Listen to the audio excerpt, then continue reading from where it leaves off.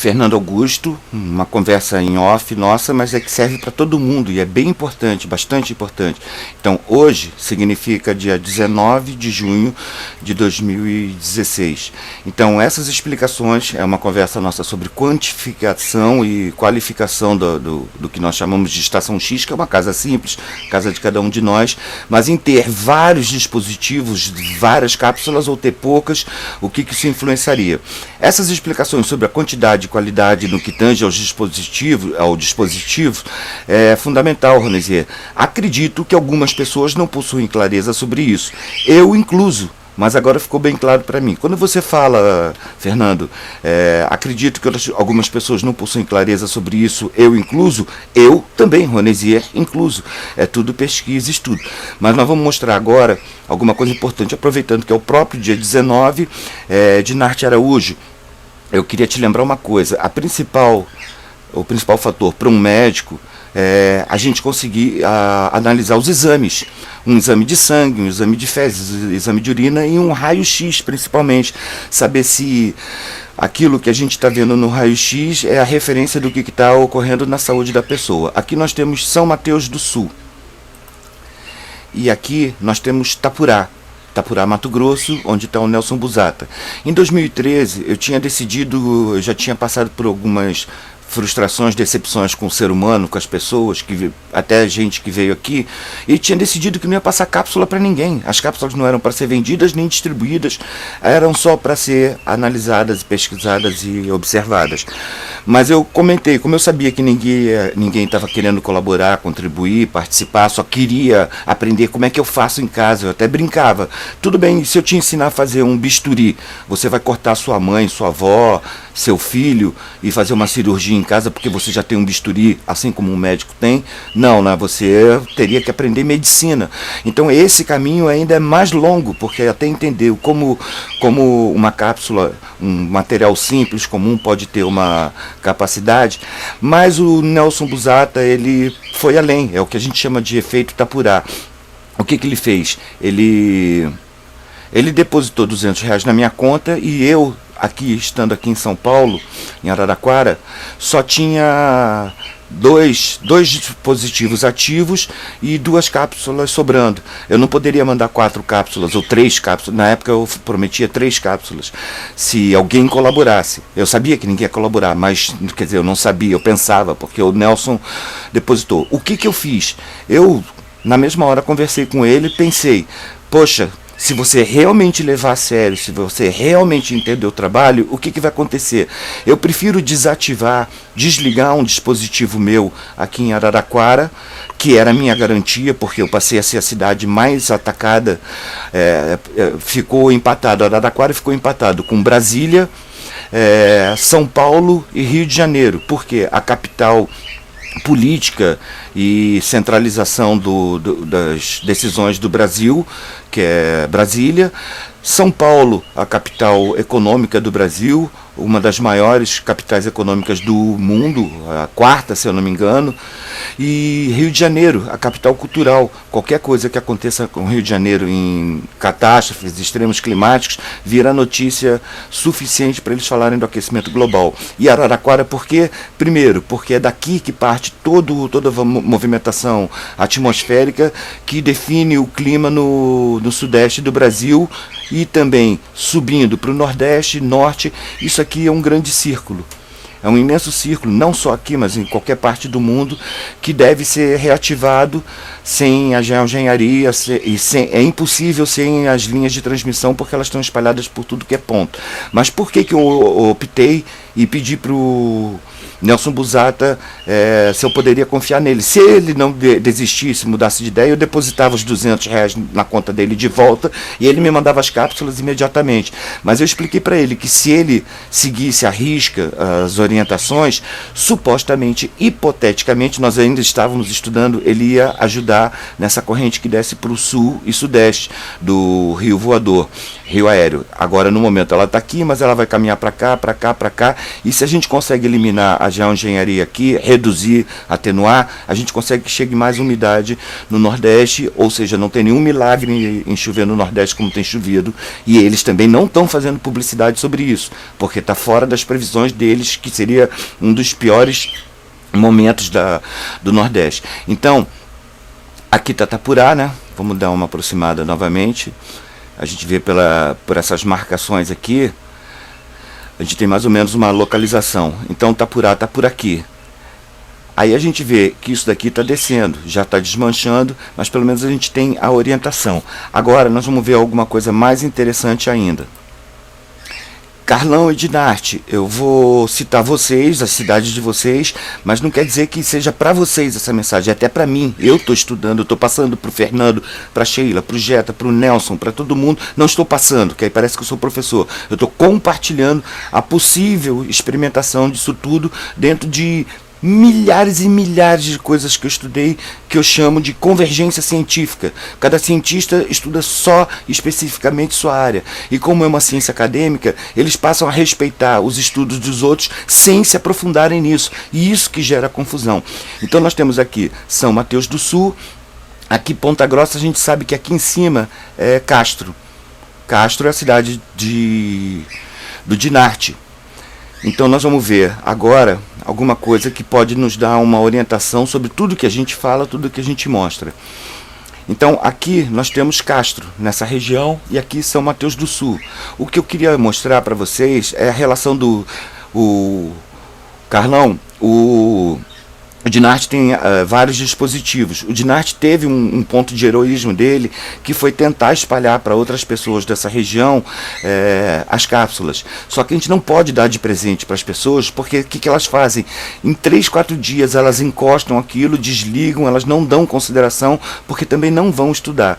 Mas aqui nós vamos dar um pause e vamos ver, é o que eu falo do raio-x, a gente entender. Quando a gente só olha o céu, Fernando ou Carlão, ou Fernando não, Dinarte ou Carlão, ou também Fernando, ou todos nós, quando a gente olha para o céu, fotografa e filma, a gente tem a ideia de que está mostrando o nosso céu, mas não é isso aqui que a gente está vendo. Então nesse momento aqui, não sei que horas,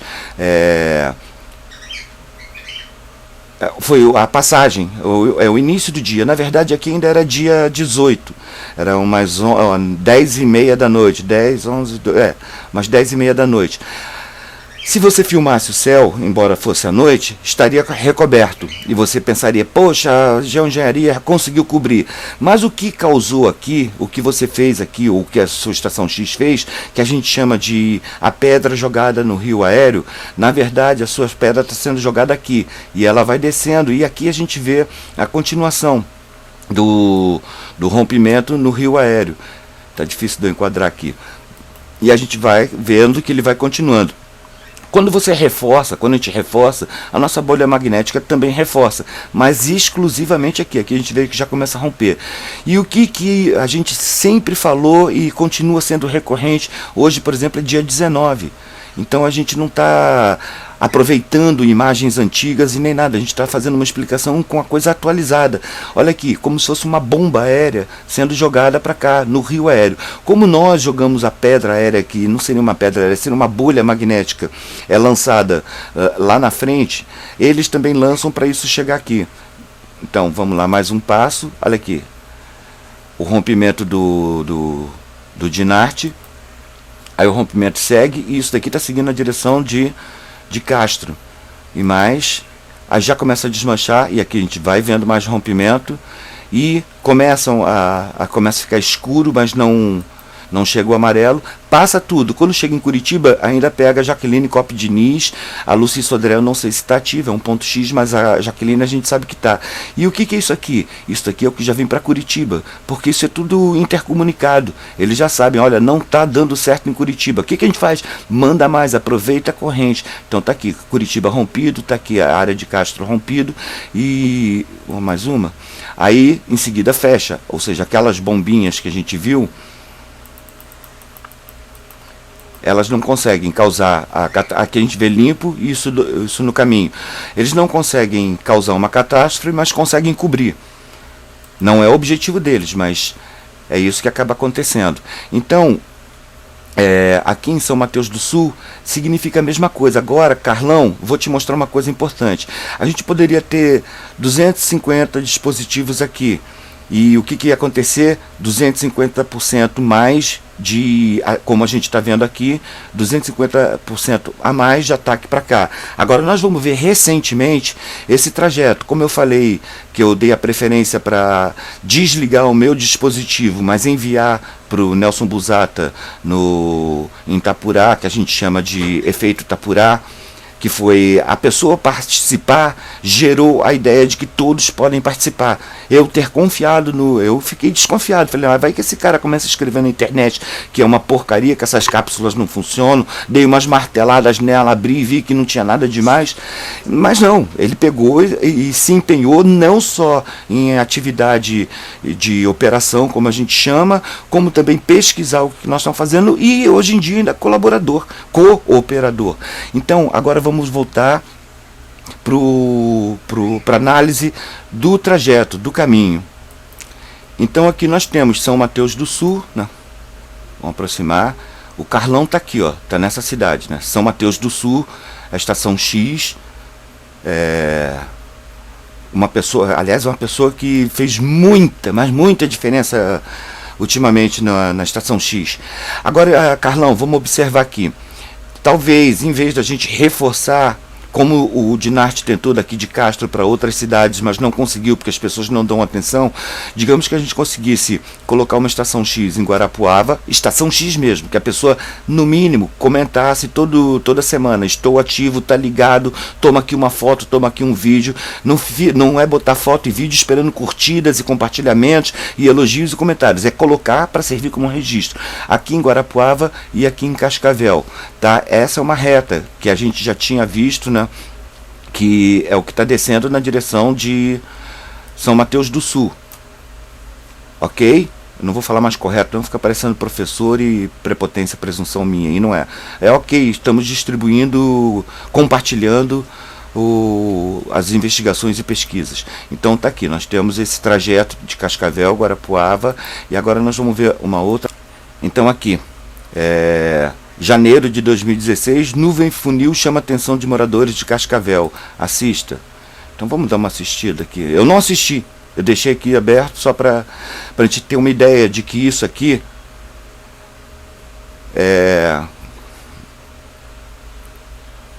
aqui, Cascavel. Tá vendo? A moça tá falando, eu não posso, eu me confundo falar junto com ela. Mas isso daqui é em Cascavel. Então pronto. O que é importante para a gente agora é ver o que vem acontecendo nessas regiões. Agora, nuvem funil aparece em Guarapuava e chama a atenção de moradores. Cadê? Guarapuava, cadê o... Aqui. Guarapuava.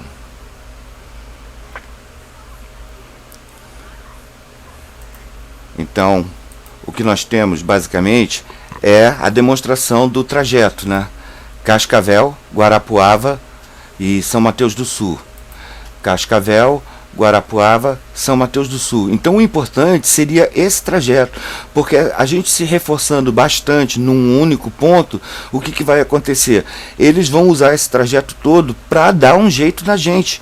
É isso que vem acontecendo desde 2010, 2011 comigo em Araraquara. Ou seja, no início as pessoas que acompanhavam, Jaqueline Coppi Diniz, foi bem interessante isso, ninguém sabe. Eu já tinha desistido, eu tinha muitas matérias para escrever para o jornal, eu mudei leis para defesa dos idosos aqui, proteção de animais, urbanismo, fora geoengenharia, aplicação de agrotóxicos que foram proibidos. Todo mundo achava impossível a minha matéria fazer alguma alteração, mas o agrotóxico foi proibido. Então eu tinha muitas matérias importantes que eu tinha combinado com o dono do jornal. Eu escrevendo as matérias importantes, o que aconteceria? As pessoas respeitariam quando eu desse a minha opinião sobre geoengenharia, sobre Frederico Demarco. E foi exatamente o que aconteceu. Começou a ser valorizado, deram importância. Eu falei, na internet não dou importância nenhuma pro trabalho da Estação X. Então eu parei. O que aconteceu em seguida, daqui de Curitiba, a Jaqueline Cop Diniz, ela teve uma perspicácia de pegar um vídeo antigo e dar um pause e ver o telefone do Banho e Tosa e ligar para Sandra e perguntar se estava tudo bem comigo, porque o que já rolava, eu não sabia. Já estava rolando na internet que eu tinha sido morto, que eu já tinha sumido e que eu era um egoísta, porque eu tinha sido morto sem ter passado as fórmulas secretas das cápsulas. Isso é ridículo, é um estudo, é um trabalho. Se alguém quiser preparar o material das cápsulas, puxa vida, vamos conversar por telefone, eu vou falar, você vai ter que fazer o que eu fiz. Faria? É claro que não. É claro que as pessoas não fariam. É isso que eu falo do bisturi. Não adianta eu te dar um bisturi, você não vai saber fazer a cirurgia numa pessoa doente. Então, peraí. O que eu queria dizer é que quando eu comecei falando com o Dinarte sobre o raio-x, uma primeira explicação básica, o mais básico que tem no nosso trabalho, é o seguinte: tudo que nós vemos com cores aqui, ou seja, sempre, Dinarte, que você olhar um avião deixando um rastro, ou mesmo que o avião não deixe rastro nenhum. Eu vi o seu último vídeo, geoengenharia e cascudo, e tem uma série de coisas para explicar, mas eu gastaria mais 15, 20 minutos para explicar só um único vídeo seu. Então aqui vamos explicar para todo mundo, mas partindo de uma base, de uma premissa, que você é um médico. O que acontece é que todas essas cores que a gente vê são mortais, absolutamente mortais, e não é nada de tese da Estação X e nem teoria da conspiração. Eu já mostrei, já apresentei esses documentos em 2010 para a Secretaria de Meio Ambiente de Araraquara, mandei para várias pessoas importantes do Rio de Janeiro, para a imprensa, e ninguém deu bola.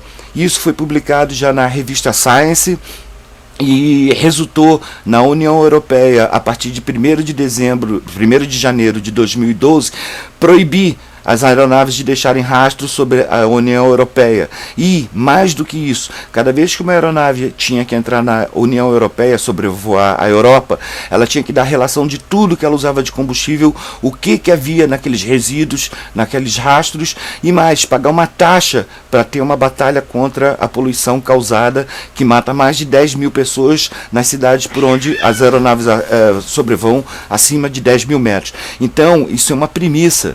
Nós não estamos mostrando aviãozinho no céu e dizendo que é besteira, principalmente quando essa opinião vem de um médico. Eu vou te passar mais detalhadamente esses documentos, já passei várias vezes, mas agora eu vou passar direcionado para um médico, Dr. Dinarte Araújo, porque isso é o princípio que você vai conseguir falar com as pessoas, e você vai mostrar um rastro e vai falar, você sabia que aquilo ali vai fazer assim, vai entrar. Eu vou te dar todos os detalhes do como ocorre, porque é o mesmo fator que ocorre com o motor dos carros, e a gente respira aquilo e prejudica demais a saúde. É o primeiro ponto. Então as pessoas não vão olhar para cima e ver o rastro como teoria da conspiração.